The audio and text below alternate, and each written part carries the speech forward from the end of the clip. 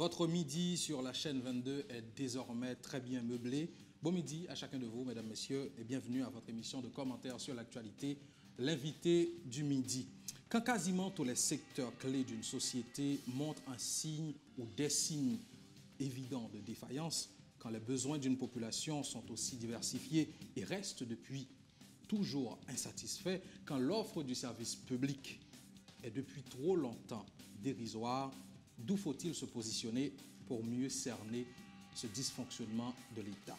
Absence de politique publique, non-application ou mauvaise implémentation de ces dernières, on verra bien à travers ce débat. De toute manière, dans ce dysfonctionnement, alors quand ce dysfonctionnement aura été bel et bien constaté, il faudra nécessairement envisager la reconstruction de cet État.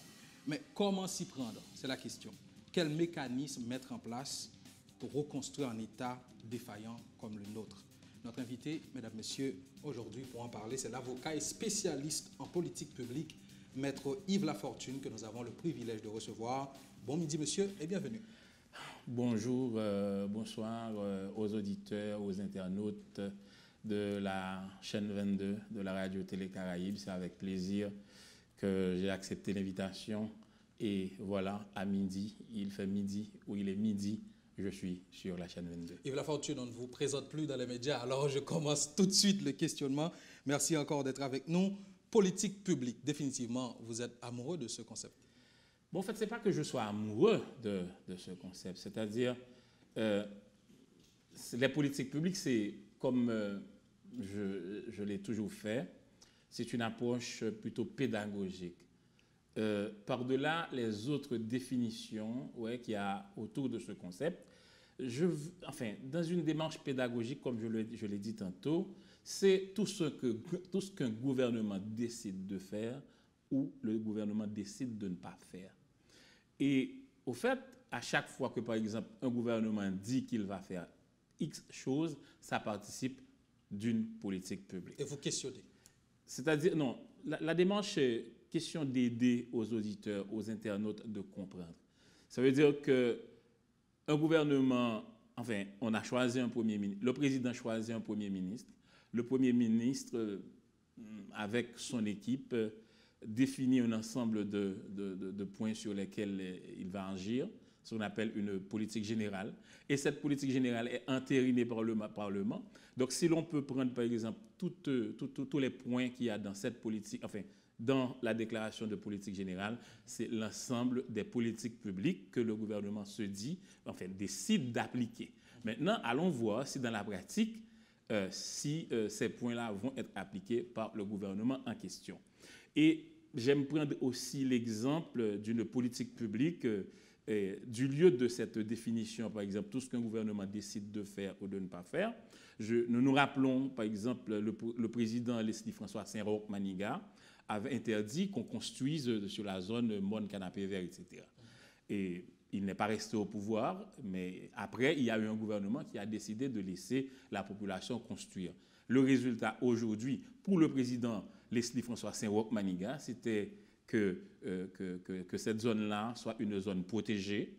Maintenant, qui répondrait, si vous voulez, à une politique publique, à cette politique publique qui vise à améliorer les conditions de cette population? Et l'autre gouvernement qui a laissé à la population de construire dans cette zone-là, aujourd'hui, on a le résultat. Maintenant, suivant la façon d'articuler la politique publique, ça peut être bon pour la population ou ça peut être très mauvais. On a compris, politique publique, décision, j'ai envie de dire, cohérente.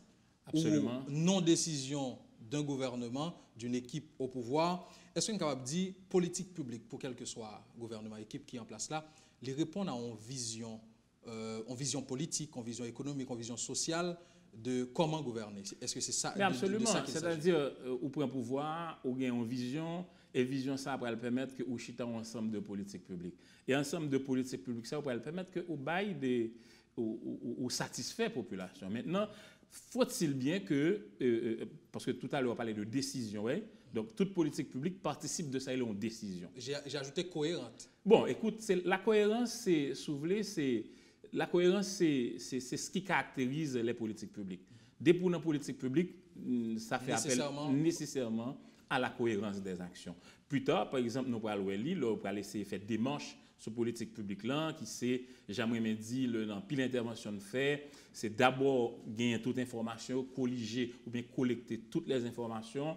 En un second temps, il faut le savoir expert, parce qu'en Haïti, des fois, on néglige le savoir expert, ou bien quand l'expert vient, ou l'expert n'a pas atterri, et puis on ne prend jamais le temps pour faire que tout le monde soit capable d'accord avec une politique publique qui va appliquer, et puis ou pas essayer le plus souvent mettre toute institution plus ou moins d'accord sur lui, et puis on fait projet pilote. Ça veut dire que avec aussi cette idée ou bien cette réalité qui fait que nous sommes toujours pressés.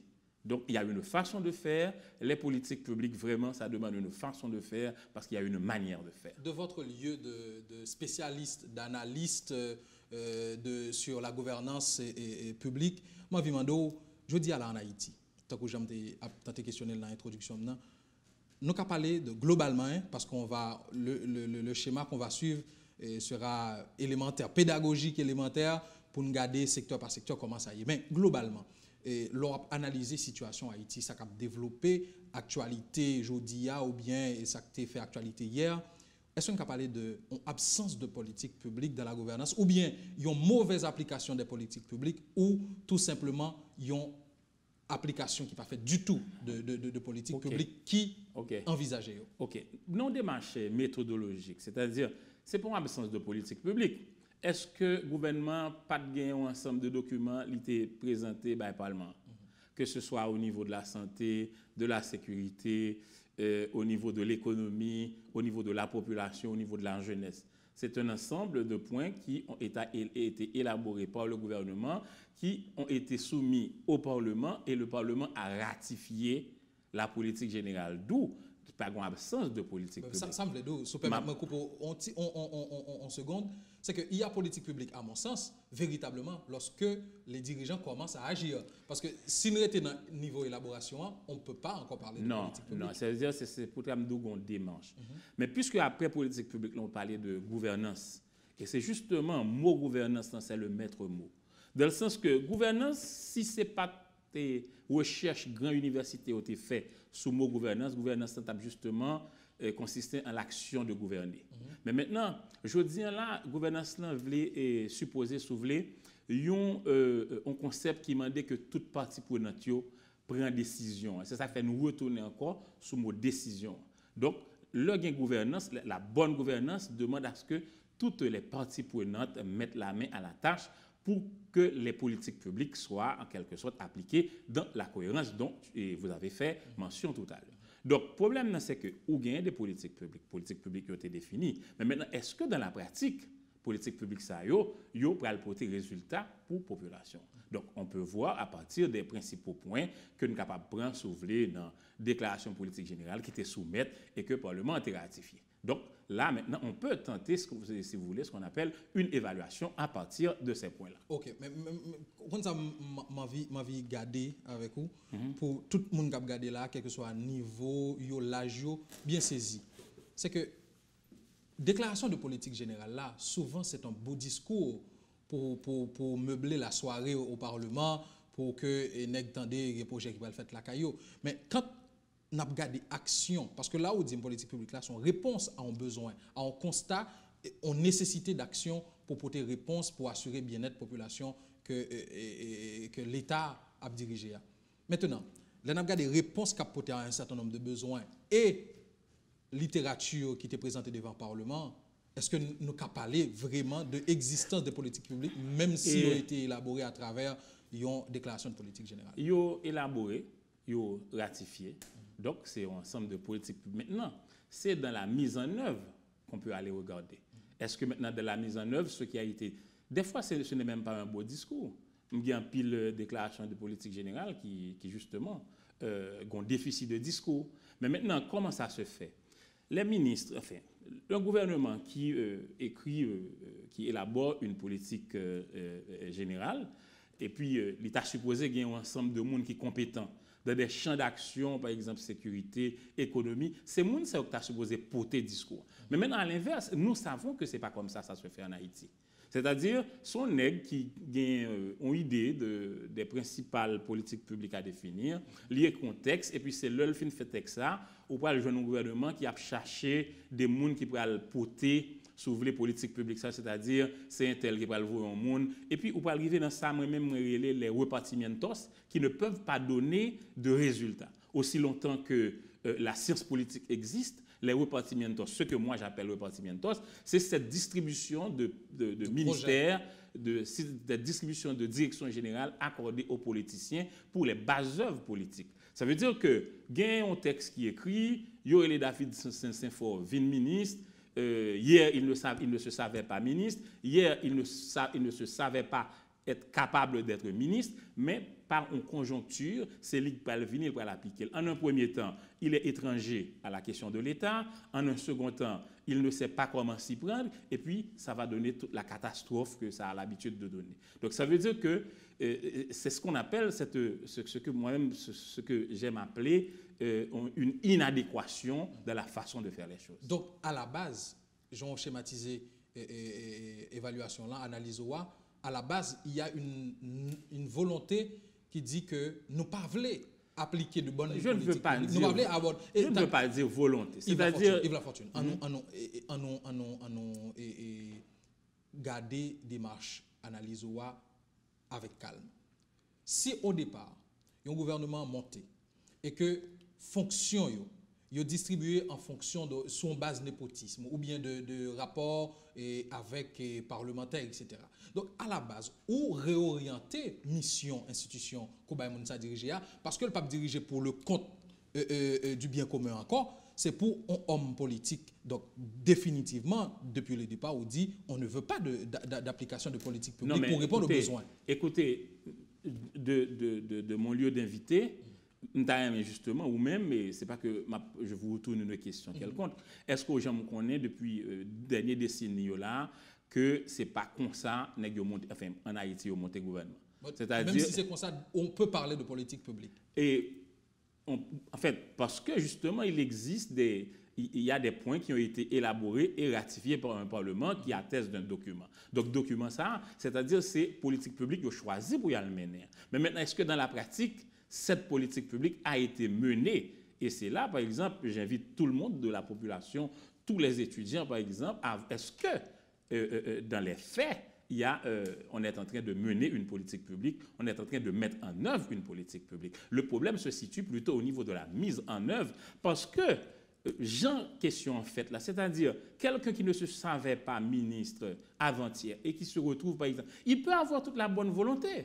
Monsieur Kapirem Haïti passe même, ou bien Madame Kapirem Haïti passe même. Est-ce que, par exemple, parce que vraiment, et c'est ça, je ouvre une fenêtre pour montrer que, par exemple, dans les autres sociétés, il y a de l'école qui peut s'ouvrir, permettre la reproduction des élites. Parce que diriger l'État, quand même, c'est une approche, c'est l'élite, quoi. C'est-à-dire des gens qui ont des capacités qui t'a supposé mener la banque de la nation à Beauport. Donc maintenant, si déjà dans la démarche ça, nous passons à côté, c'est sûr que les politiques... Parce que ouvrir ils vont à côté, par exemple, ce qui a été dit, par exemple, dans une politique, dans une déclaration de politique générale, ce n'est pas ce qui va être appliqué. Et c'est ça qu'il faut gagner tout résultat, je veux dire. La contestation et tout. Rapidement, entrer dans le schéma que je te propose tout à l'heure, on regarde secteur par secteur en fonction de préoccupations qui gagnent l'actualité.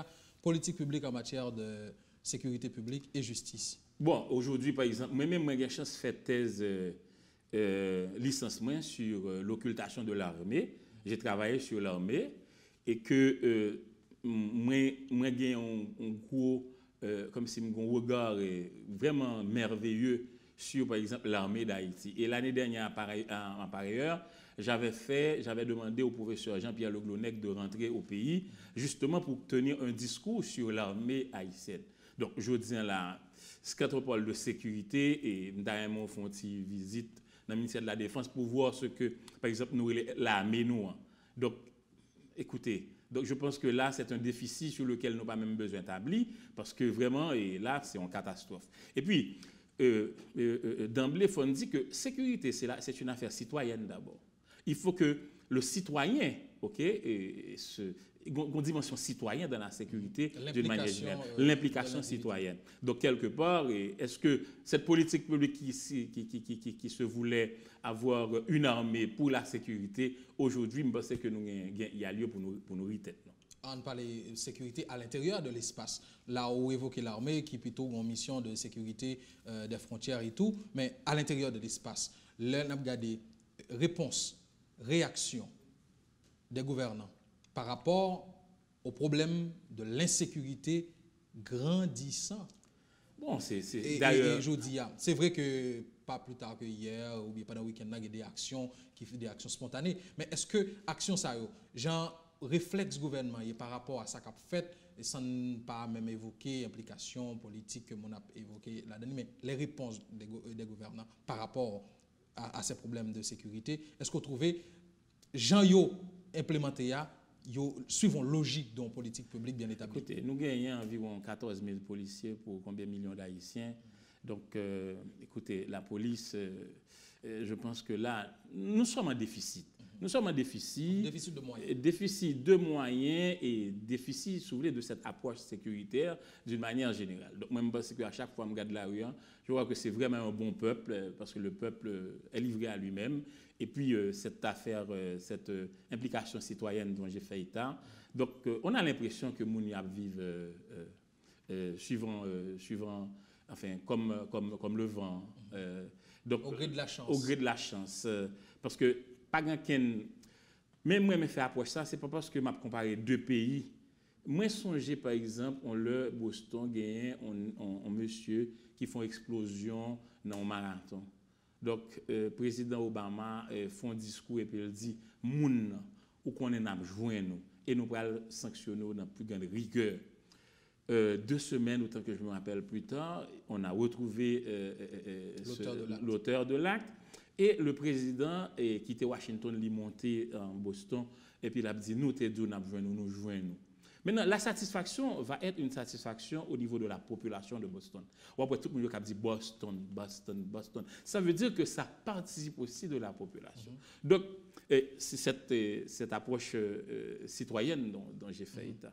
Donc, je pense qu'il faut penser cette sécurité intérieure. Parce qu'il faut d'abord penser cette sécurité. Cette sécurité n'a jamais été pensée. C'est comme si nous étions dans un lieu, nous connaissons la police, l'armée. Mais maintenant, c'est comme s'il le faire, mais sans qu'il y ait une pensée d'abord au préalable. Parce que c'est cette pensée qui participe de la vision qu'on te dit. Et puis, on a bien pensé, parce que comme on se plaît, enfin, comme il a été dit, un problème identifié est à moitié résolu. Absolument. Justice, sécurité publique, crise yo aller au tourner, donc gagnent en absence de politique publique, d'où en absence de vision pour porter réponse ou bien pour répondre efficacement aux besoins de la population. En matière d'économie, si nous prenons par exemple commerce et nous regardons dynamique de fonctionnement des banques, des institutions financières globalement, et puis par exemple un secteur assez intéressant, l'entrepreneuriat. Bon, en fait, et pas plus tard, en mai dernier, consultation résultat que m'a dirigé, nous avons fait un symposium sur la modélisation économique. Aujourd'hui, par exemple, on peut dire qu'on a un ministère des Finances, mais est-ce qu'on a un ministère de l'économie? Parce que l'économie, il faut faire des modèles d'économie. Et pour faire des modèles d'économie, il faut appeler, si vous voulez, ceux qui ont la compétence. C'est-à-dire, par-delà toutes les informations que vous pouvez avoir, il faut maintenant que vous ayez des compétences. Il faut que dans la vision, par exemple, ceux qui dirigent l'État au plus haut niveau se disent, voilà, quel type d'économie que nous voulons appliquer. C'est-à-dire, moi, je fais un coup d'œil, par exemple. Le type d'économie, ça veut dire là, qui est appliqué déjà de l'autre côté, qui va des résultats. En fait, coup d'œil, ça, c'est par exemple, on livre, mais vraiment, un livre qui, avec une écriture très coulante, le pouvoir des idées de Gérard Daniel Rouzier. Il fait une approche sur tout ensemble de philosophes économistes de l'époque, Malthus, Ricardo, Keynes, etc. Maintenant, c'est peut-être un économiste qui dit que lui-même était pour plan de la tour. Ça, c'est un modèle économique. Mais maintenant, il est le seul à le dire. parce que justement, modèle ça, c'est lui-même Chili, qui c'est les néolibéral, la Chili, il l'a appliqué. Et aujourd'hui, quel est le résultat? Maintenant, c'est savoir ce que vous faites par-delà cette politique publique. Donc maintenant, en économie, il est temps de comprendre que nous ne pouvons plus continuer à agir comme on se le faisait sur la avant. base de réflexe. C'est-à-dire de faire de réflexe, sur la base de, comme si d'un coup de tête. Ça veut dire que ou lever aujourd'hui, on dit ou dans des dollarisations, ou lever aujourd'hui, ou non. C'est-à-dire ce que moi j'appelle une opération collé-boyo. C'est-à-dire l'économie, c'est vraiment c'est l'âme d'un pays. Ça veut dire aujourd'hui, est-ce qu'on dit tout, par exemple, ou fixer une politique économique côté qui visait par exemple sur 90% de l'emploi. On a dit 90% de mon travail. Maintenant, ça participerait de cette idée sur l'économie qui va le permettre que ou assurer que ou arriver graduellement à 10%, 20%, 30%, 40% de politique qu'on fixe là. Donc là maintenant en économie, écoute, c'est vraiment la désolation parce que justement, il n'y a pas une politique publique, une politique économique ou bien un modèle économique qu'on est en train d'appliquer. Ça veut dire que là, nous courons à droite, nous courons à gauche, et puis là maintenant notre économie ne fait que comme si la vie plus chétive de plus en plus. Aujourd'hui, sous tes gains, regarde la montée du dollar, regarde aujourd'hui le déficit budgétaire que l'on a. Donc ça veut dire qu'il est temps que les responsables de ce pays, de la balance commerciale. mais ça veut dire que gagner en absence de pensée économique et absence de pensée économique ça qui pas permettre comme si nous sortir de l'état atrophié ça. C'est-à-dire je dis à l'État à l'heure, parce que l'un politique publique, l'État à l'heure, l'un finit toute information, ça, pour nous chercher plus d'informations de l'état des lieux, de l'économie en Haïti, pour nous être capable, combien de fois, par exemple, un gouvernement en Haïti dit que, mettez toute économie sur Chita, que ce soit Fritz-Gérald Chéry, que ce soit Fritz Dorvilliers, qui est un très beau texte sur la crise haïtienne, que ce soit Mdakadi Thomas Lalim, que ce soit le docteur Claude Joseph, pour nous être capable, on t'a dit en pile économiste, Daniel Dorceville, indépendamment de l'école de pensée. Indépendamment de l'école de pensée, mais il faut par exemple qu'il y ait la réunion des élites autour d'une question la aussi importante, pensées, j'ai envie de dire. Bien importante qui soit l'économie, et puis pour nous dire, parce que à un certain moment, il faut que la République ne nous appartient comme si ce n'est pas pour nous seulement la République. Là. Donc ça veut dire qu'il faut qu'il y ait une ouverture pour que l'on se décide de quelle politique économique mener. Et l'on fait ça, on va regarder une implication qui est plus citoyenne. C'est-à-dire que ce n'est pas faire PAM, c'est sur l'affaire du pays. On va questionner, on a bien pour nous arriver dans le questionnement ça, on rapproche et que je voulais faire entre ça qu'on peut appliquer en termes de gouvernance et implication, l'université, implication de la science dans la question. On a privé sur lui, mais on regarde dans l'autre secteur, dans le social par exemple, on regarde l'éducation. Bon, éducation, écoute, mais même moi, presque à fond plaidoirie, c'est-à-dire, nous n'avons pas pu et nous n'avions pas su faire une école nationale. Ça veut dire que ou t'es lycée Pétion ou éducation, ou t'es Saint-Louis de Gonzague ou éducation, ou collège Mariano ou éducation. Comme si nous pas arrivé font l'école nationale, ça nous revient dans des niveaux secondaires. Nous pas besoin de parler de la petite enfance, un tel gain comme niveau et petit dans kindergarten, etc. Donc, ça c'est la réalité. Et puis, au niveau de l'enseignement supérieur, monsieur, c'est avec tristesse, comme si, monsieur Saint-Fort, ou pas connaît de Delma 95 à Chanmas, chaque nèg qui a 4 pièces K, il dit université, université X, université Y, université B. Et puisque il y a une demande, une forte demande des jeunes de ce pays, il y a dans ça les universités. Une université par exemple, pas quoi qui baille plus filière que UCAM, oui. C'est-à-dire UCAM qui baille en pile filière. Une université là, pas quoi qui baille plus filière que UDM, Université de Montréal. Est-ce que nous quittons le pays pour aller comme ça? Donc quand on parle d'éducation, l'éducation c'est pas l'affaire de baccalauréat, etc. Parce que l'éclair, si on prend 20 ans ou prend Simone qui est à l'école dans 20 ans, il est déjà un autre homme. Mais maintenant, écoutez, moi-même, moi toujours aimé dire, le m'a fait philo, je pensais que dans l'année prochaine, je n'avais pas encore l'esprit pour comprendre que le président Leslie François Saint-Roch, Maniga aux côtés de Duvalier, il t'a dit qu'on fait ça. Qui était là, donc si vous voulez, pour la reproduction des élites. C'est-à-dire monde qui parle de diriger au niveau des affaires étrangères, au niveau de la fonction publique. C'était un lieu de reproduction. Donc maintenant, écoutez, est-ce que je dis capable de parler d'une éducation adéquate? Donc c'est cette inadéquation. Et il est temps, par exemple, que les politiques s'asseyent et de dire voilà quelle éducation nous voulons pour Haïti. Parce que justement, du côté de l'éducation, nous sommes en train de nous tuer. Il y a une approche qui dit que bad education is like bad medicine. C'est comme de mauvaise éducation tue. Donc il est temps que nous sortions de ce carcan. Ne sont pas formés de bons médecins, donc on va apprendre que ça résultat. Non mais écoutez, aujourd'hui, la question est grave. Et vous pouvez regarder dans la même éducation d'une manière globale. C'est former aussi des médecins. Les gars ont formé. Sur échelle de 100 médecins qui sont sortis chaque année, c'est-à-dire près de 70 préfèrent faire nurses Z, LPN dans d'autres pays. C'est justement parce que ou non cadre de déficit total qui voulait pas inspirer un citoyen à arrêter la carrière. Mais c'est la même question dans ce secteur santé. Mais écoutez, là encore, de consultation et résultats, nous avons fait un travail l'année dernière, c'était avec Radio Télé Caraïbes, sur par exemple une politique publique de santé. En politique publique de santé, M. Saint-Fort, on n'a pas besoin comme si il y a un gratte-ciel, etc. Les simple pour gagner 7 services de base, c'est la médecine interne, urologie, gynécologie, pédiatrie, etc. Donc, regardez par exemple l'hôpital général que nous avons là. Combien de temps ça a construit?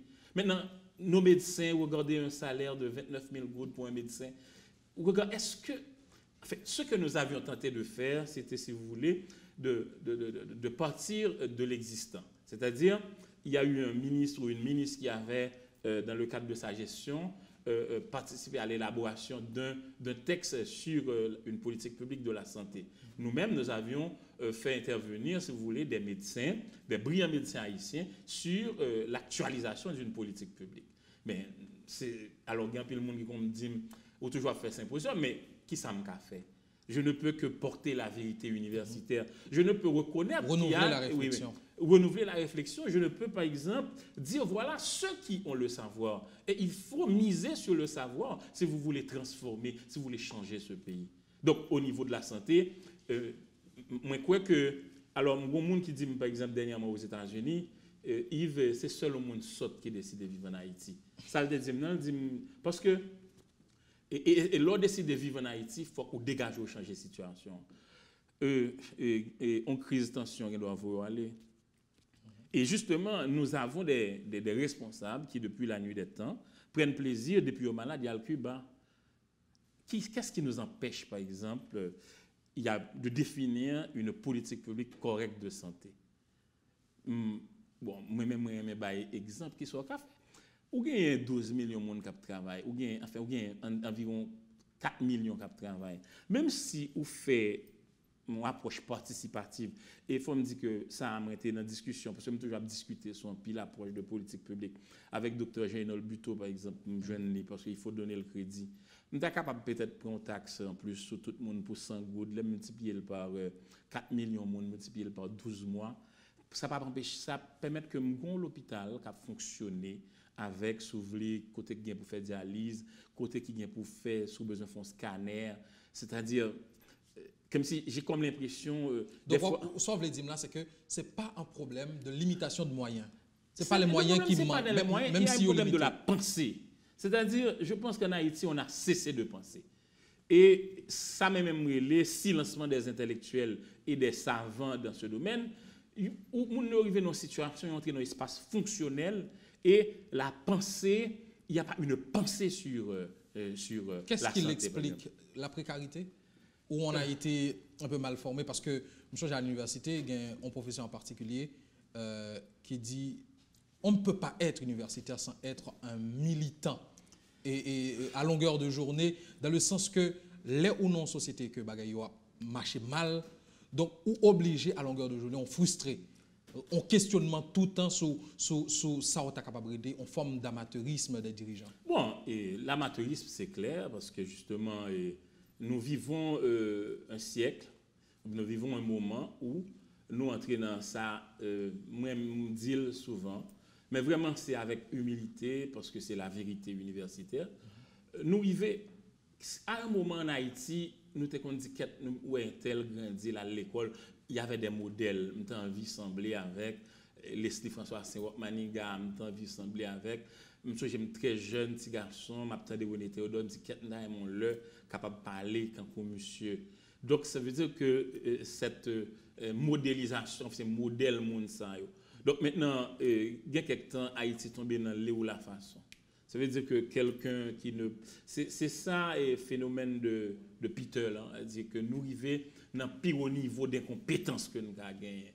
Et c'est comme la question de l'utilisation de la pensée de l'autre vient comme bagage mercantile, n'importe qui devient n'importe quoi, n'importe comment, et puis il pensait que moi l'intel vient ban mon coup de main, et puis voilà comment ça se fait. Je pense qu'il faut nous suspendre faire comme ça, parce que justement aujourd'hui, je vais comprendre ça que fait par exemple l'université à Naïta ça.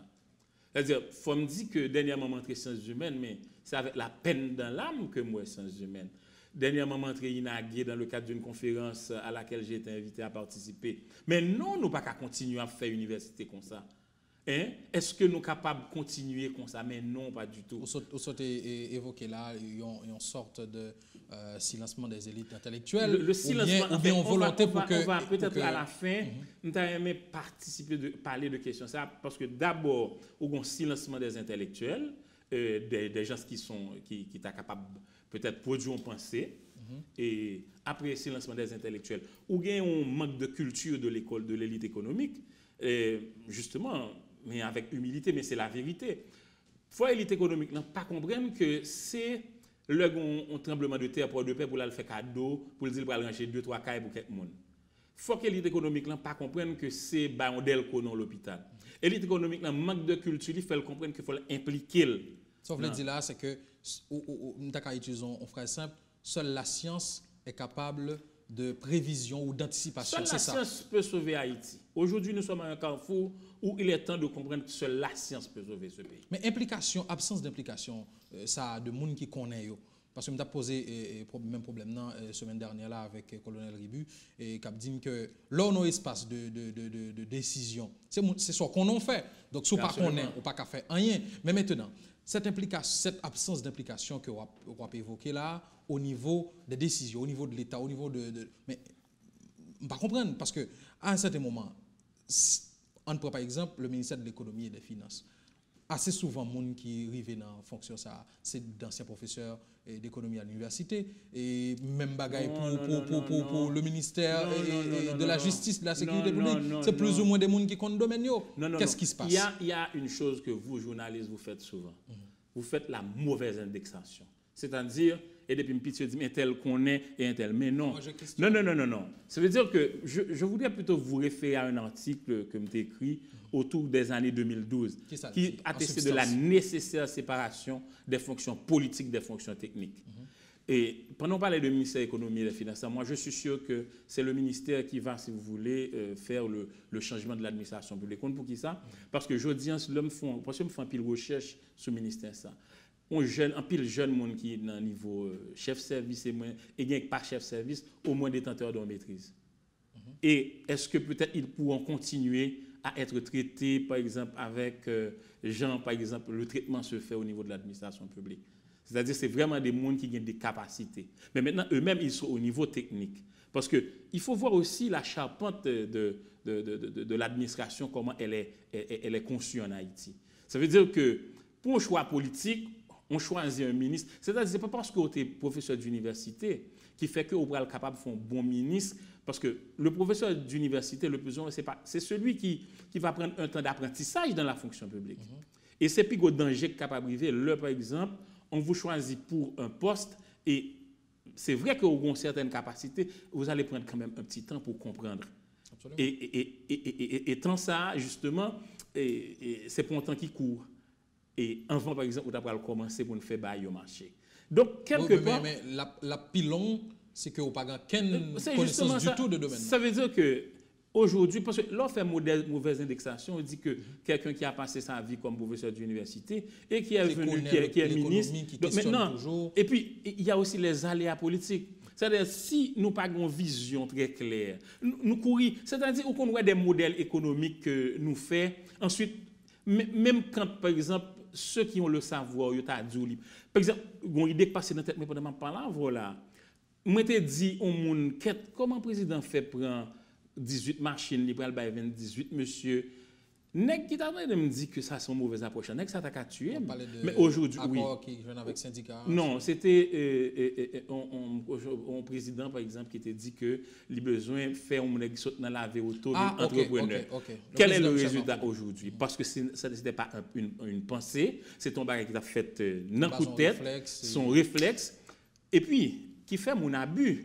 Par exemple, moi, qui peut-être bien un professeur qui fait ville là pour enseigner dans des situations difficiles, il n'a pas accès à crédit et puis on aide parce que les gars sont bout mieux à voyer à vivre et puis ou permettre les gens un crédit pour l'acheter en machine. Aujourd'hui, les voitures n'existent pas et cette économie qu'on est galvaudée. Donc ça veut dire qu'il est temps de penser parce que ce soit au niveau de l'économie, il peut y avoir une pensée, que ce soit au niveau de la justice élève une nation. Nous toujours aimé mener moun en Israël par exemple, qui leur ici jeune bout de terre ça au fond obélisque dit nous pas oublier. Et aujourd'hui, Israël est en pointe au niveau de la médecine nucléaire. Il y a une pensée sur la culture, par exemple. Est-ce que André Malraux, par exemple, qui entre en Haïti, le voit ici, à danser, il dit Saint-Soleil, et depuis lors, il y a cette école picturale qui, comme si on doit traverser les siècles. Mais il faut, par exemple, une pensée sur la culture qui peut le permettre, par exemple, depuis la mort de Mangonès, par exemple, qui nous a permis qui a permis de la réhabilitation soulevée de la citadelle. Donc, mais je dis là, citadelle dans l'autre bon là, ou pas dire c'est depuis après la mort de Christophe, pas jamais architecte dans le pays. Il nous faut une pensée. Absence de pensée, ça, Yves Lafortune, que ce soit au niveau des dirigeants politiques, que ce soit au niveau de l'implication des élites, de l'élite intellectuelle, des élites en général, que ce soit au niveau du simple citoyen. Le problème se pose où? Est-ce que pas une absence de civisme, de penser d'abord pour le collectif? Est-ce que ce n'est pas ça fondamentalement le problème? Il ne faut pas, j'ai comme l'impression là maintenant nous sommes de la théorie de la poule ou bien si c'est l'œuf qui baille pour l'homme, c'est poule qui fait. Parce que quelque part, il y a une responsabilité. Non, mais écoutez, moi je pense que le moment aujourd'hui, c'est le moment où, plus que jamais, si c'est une utopie, je ne l'espère pas, que vraiment nous sommes capables de faire ce que suppose la convocation des élites. Parce que si nous pouvons prendre conscience, c'est-à-dire au niveau de l'éducation, nous faillissons, au niveau de l'économie, nous faillissons, au niveau de la santé publique, nous faillissons, au niveau de la structure urbaine, nous faillissons, au niveau de l'environnement, nous faillissons, au niveau de l'université, nous faillissons. Je pense aujourd'hui que les élites devraient se réunir pour dire voilà ce qu'on fait, ce que l'on veut faire avec Haïti. Parce qu'au bout du compte, j'aime retourner avec cette pensée de Daniel Laferrière que des fois, nous sommes en situation, nous pensons que nous sommes en first class, nous ne sommes pas dans la classe économique là, mais nous allons tous mourir parce que justement, nous sommes en train de vivre cette situation chaque jour. C'est-à-dire, regardez un autre problème qui passe dans la tête. Éducation, par exemple, puis faut petit monde qui gagne 18 ans, yo parti à l'étude ou capable demander en pile petit monde pour me retourner sur ça moi dit sur la République dominicaine par exemple. À un moment Léonel Fernandez te dit que on fait que formation supérieure dans une politique publique et je dis là où infrastructure universitaire que gain ou gain environ 30 000 étudiants haïtiens dans la République dominicaine multiplié par $500 par mois que un parent obligé de voyer en République dominicaine. Vous voyez ce que ça fait? Donc ça veut dire que ce déficit total, je pense que les élites, c'est-à-dire que ce soit les élites intellectuelles, économiques, sont capables de chita pour nous dire, voilà, il faut sortir de cette ornière. Et pour ce faire, il faut se fixer des objectifs. Et en se fixant des objectifs, il faut que nous monitorions pour nous regarder quels résultats que nous gagnons. Ou bien faites questionner, est-ce que ce n'est pas en utopie que vous avez dégagé, penser ça? Parce que qui ça m'a fait garder? Je dis à l'un des réflexes politiques, que ce soit le monde qui est dans le pouvoir. Que je viens d'expliquer là, il y a des réponses qui apportées à une série de problèmes qui montraient que un amateurisme exagéré au niveau de l'État et même au niveau de l'administration publique. Je ne vais pas regarder le secteur service là tout à l'heure. il dit que dans le niveau de l'administration publique, là, seulement 3% dans les fonctionnaires. Justement, j'aime bien, non, je saisis la question au vol. J'aime prendre le poids de l'oiseau en plein vol. J'aime prendre le poids de l'oiseau en plein vol. C'est un regard condescendant. Vous ne pouvez pas être du lieu de l'État pour dire que l'administration publique a 3%. Regardez ce qui s'est passé. 3% de monde qui gagne au niveau licence. Mais non, c'est un choix d'État. De 2011 à 2018, l'administration publique a passé, gagné 25 000 personnes environ qui entrent là-dedans.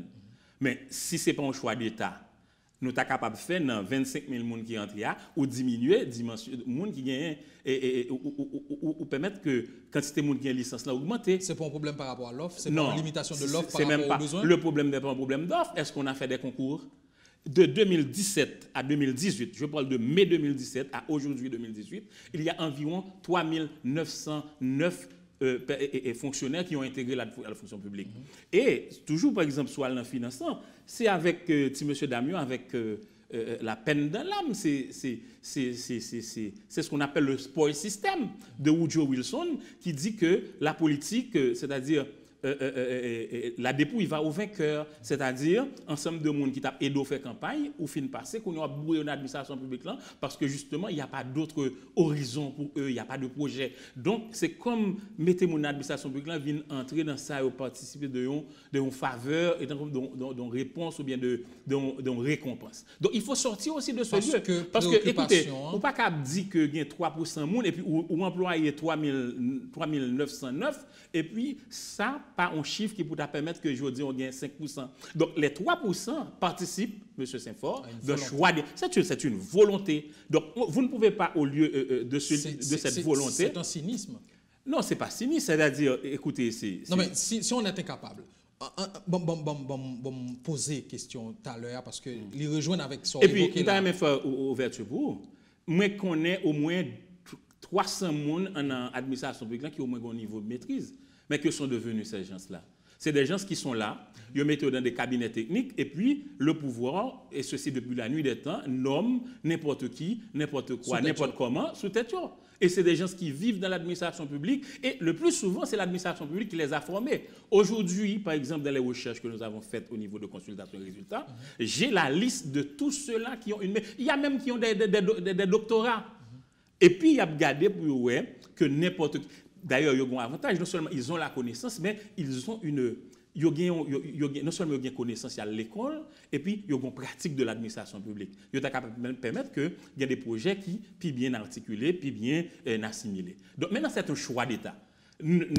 Écoutez, et puis bon, on ne peut pas, par exemple, ça fait mal aussi, par exemple, quand... des conseillers d'un président à mettre de mauvais discours dans la bouche, comme quoi dit 3%. Mais non, ce n'est pas vrai. Mais c'est le choix d'État, ça justement m'a questionné à l'autre niveau. Quand des citoyens, quel que soit ça représentant en termes de pourcentage, levé, il y a le voté.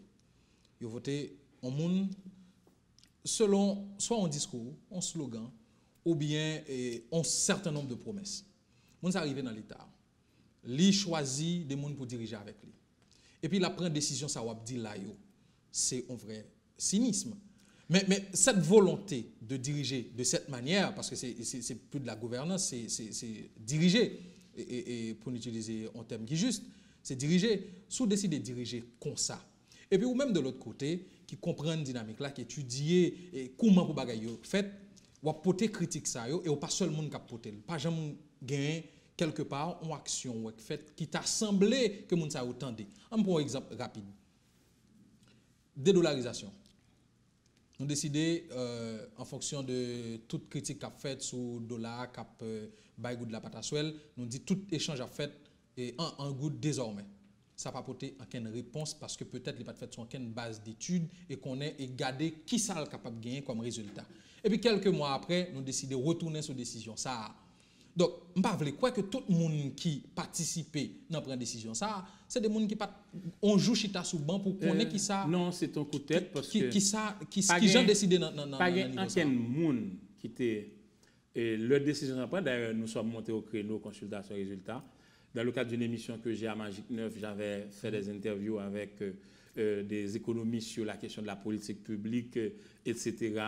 Donc, parce que pour te prendre une décision, faut qu'on chercher des informations.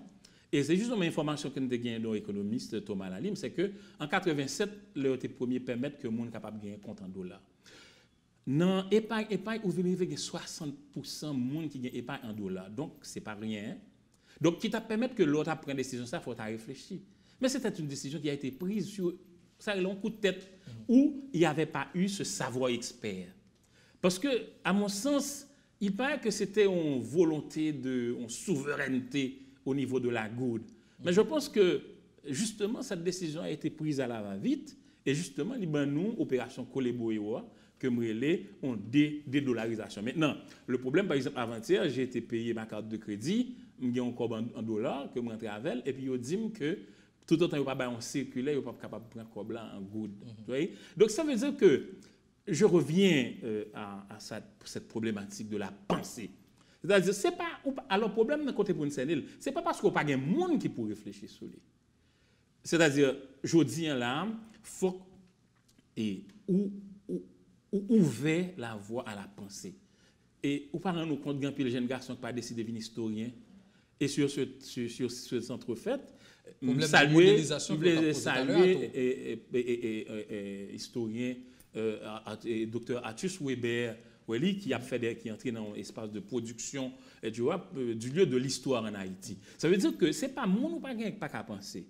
Et pas quoi moun est disponible ou pas disponible. Et gon bagay pour sortir la donne de lieu de journalisme. Ce que font souvent les journalistes en Haïti, ils ont entré dans une mauvaise indexation. Ils te ouais tel te parle en français puis ils connaissent tel qu'on est. Mais non, ça ne se fait pas de cette manière. Il y a aujourd'hui ce qu'on appelle les nouveaux savoirs. Les nouveaux savoirs doivent allier avec la réalité. Et il faut, par exemple, je dis là, nous définir, nous dire, mais qui pays nous voulons. Il est temps que nous nous asseyons ensemble pour dire, mais qui pays nous voulons, parce que du train que ça va, nous allons tous mourir. Et comme nous dit dans Jacoumet dit, le gouverneur de la Osé, nous allons tous mourir. Parce que là, au mieux pour nous comprendre, il faut nous comprendre que l'ascension a une limite, mais la chute n'en a pas. Tout autre, on va descendre, on va descendre plus bas. Et mon cap prend décision pour tendre et dire arrêtons là, repensons l'espace, repensons la manière de diriger, de gouverner, c'est les politiques. Ils n'ont pas attendu. Et ça fait longtemps que... Et décision, ça là, c'est que répétition de l'histoire. Maintenant, si ce n'est pas une illusion et que Chita, pour nous repenser ça, pas jamais fait, par quoi on doit passer? Il faut changer de paradigme. Ça peut se faire de plusieurs lieux. Soit les politiques se rendent compte de l'évidence et demandent par exemple aux élites de se réunir et de dire, de définir ensemble quel Haïti on veut faire. Ou bien son veut pieux. L'on considérer que réflexe politique, que ce soit monde qui est dans le pouvoir, que ce soit monde qui est en transition vers le pouvoir, ceux de l'opposition, et pas un réflexe sur trois citoyens, parce que c'est ça. Bon, et vous posez en question, nous entrons dans une démarche méthodologique. Ce qui serait très simple, c'est qu'aujourd'hui, à ce carrefour-là, c'est du lieu de la politique qui dit, bon, voilà, il faut définir de quel pays on veut. Ou bien il est capable de faire par ce qu'on appelle la convocation des élites, ce qui est arrivé, par exemple, au Québec, autour des années 40, avec ce qu'on appelle la Révolution tranquille. Donc, l'émergence d'une nouvelle classe politique. C'est-à-dire... Et il y a des gens pour l'émergence de cette nouvelle classe politique, mais est-ce qu'il y a aussi cette... comment est-ce que la classe est capable d'éclore? Donc, est-ce que, par exemple, je dis là, il y a un groupe de jeunes garçons avec jeunes femmes qui ont réfléchi sur une philosophie haïtienne. Nous sommes capables de faire un fleur pour Café Philo qui plus ou moins, chaque mardi, il y a un espace côté que plus ou moins, il y a un débat fait. Elle est du lieu de la philosophie, il y a quelques jeunes garçons et jeunes femmes qui plus ou moins travaillent sur une pensée haïtienne. Au niveau, est-ce que nous gagnons des jeunes garçons et jeunes femmes aujourd'hui qui ont réfléchi sur un modèle économique pour Haïti? Est-ce qu'aujourd'hui, il y a des jeunes femmes et des jeunes hommes qui sont en train de réfléchir sur une politique pénale pour Haïti, sur une justice qui est capable de donner à la population satisfaction? Est-ce que je dis un groupe de jeunes femmes et jeunes garçons qui ont réfléchi sur l'environnement, sur l'économie?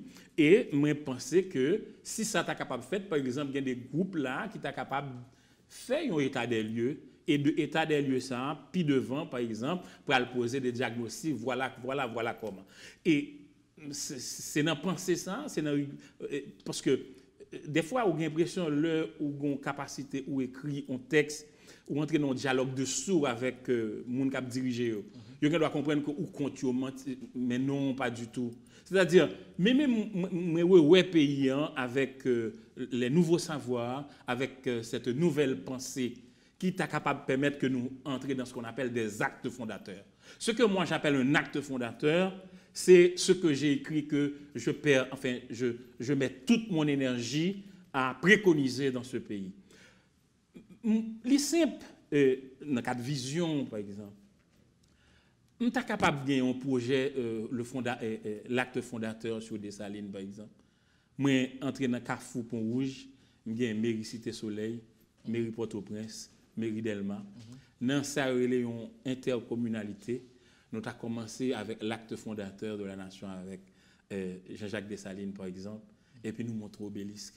Et là, nous reprenons le projet Grand Rue, nous n'avons pas avancé pour nous faire l'autre Belay, pour reprendre les villes. Et l'État, parce que c'est 3 mairies, expansion a faite de manière séparée, de manière intégrée plutôt, Cité Soleil, Delma, Port-au-Prince. Et puis, nous participer avec cette volonté de sortir et de faire mieux.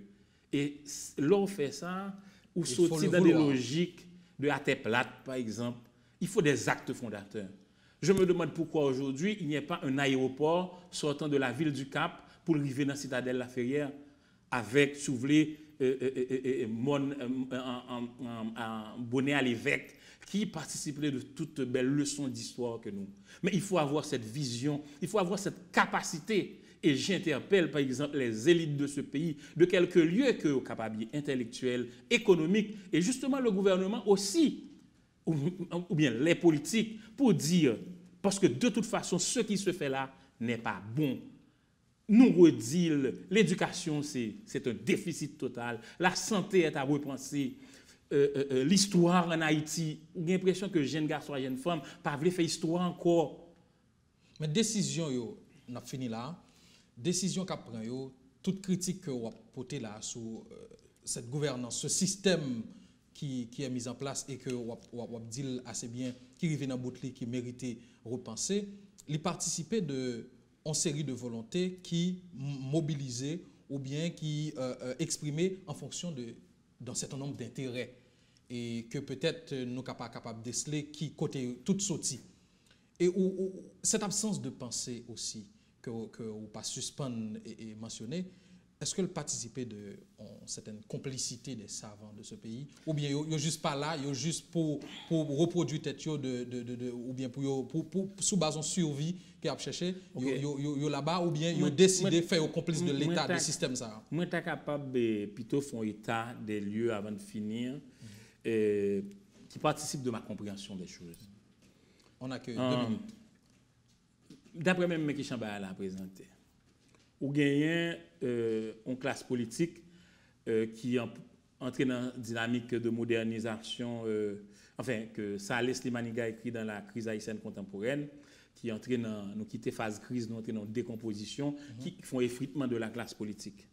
Ou gagnez des jeunes, par exemple, par absence d'histoire, peut-être ils ont envie de faire Haïti à eux-mêmes seuls, et puis ils pensent qu'ils ont exclu des gens là-dedans. Ou gagner un gouvernement ou bien des politiques qui ont un déficit de faire quelque chose, un déficit de savoir, par exemple.